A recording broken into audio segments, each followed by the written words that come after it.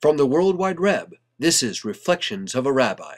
One drop of honey makes a world of difference. One drop of honey makes learning sweet. Add one drop of honey to Talmud Torah, and you've got a team that can't be beat. All starts with the children. Open minds and smiling faces. I just got back from Target, or if you prefer, Target. I had to get gates for my house. Seems that my youngest daughter, Naomi, has discovered that she has legs, and that she's quite good at using them. They actually get her all over the house as she crawls around and up and down the stairs if we're not careful. So it's time to put the gates up and make sure that she stays away from the dangerous places. This is a very Jewish idea, putting gates up. In Judaism, we call it putting fences up. We call it siag LaTorah, a fence around the Torah or for the Torah. Here's how it works. I was driving down the road not too long ago. It was dark. I was focused on something I have to work on later that night. Wasn't paying all that much attention. Up ahead there was a big pothole in the road. Well, the DPW had placed a nice cone in the middle of the pothole. Well, by the time I saw the cone, I was already halfway into the pothole. I think had they been smart about it, instead of putting one cone in the middle of the pothole, they would have put cones around the pothole. A fence around the pothole to keep me away from it.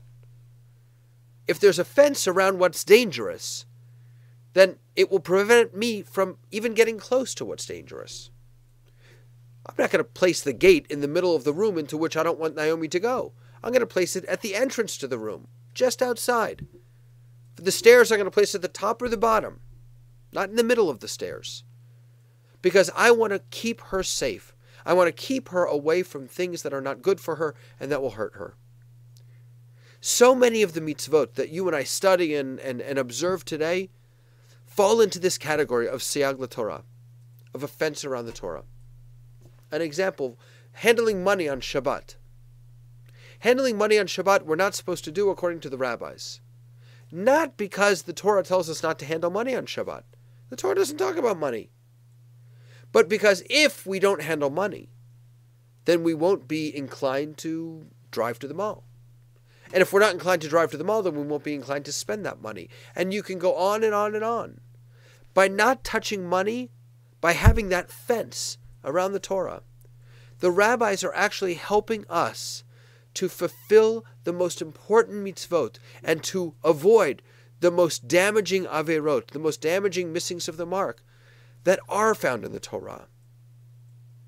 So even though many of the mitzvot, many of the practices and commandments that we have in Judaism today aren't necessarily al pi Hashem, didn't necessarily come down directly from God to Moses on Mount Sinai, nevertheless, they're terribly important.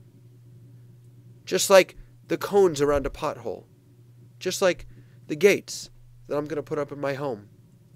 They keep us safe. They keep us on the right track.